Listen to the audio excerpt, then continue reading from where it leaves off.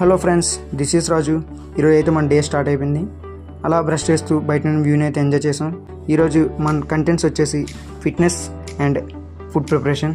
ఫిట్నెస్కి వెళ్ళే ముందు మనకు ఎనర్జీ కావాలి కాబట్టి ఒక 2 బాయిల్డ్ ఎగ్స్ అయితే చేసుకున్నాం. ఒక ఎగ్లో 6 grams ఆఫ్ ప్రోటీన్ అయితే మనకు ఉంటుంది. ఒక 2 eggsని తినేసి ప్రీ వర్కౌట్కి అయితే స్టార్ట్ అయిపోయాం.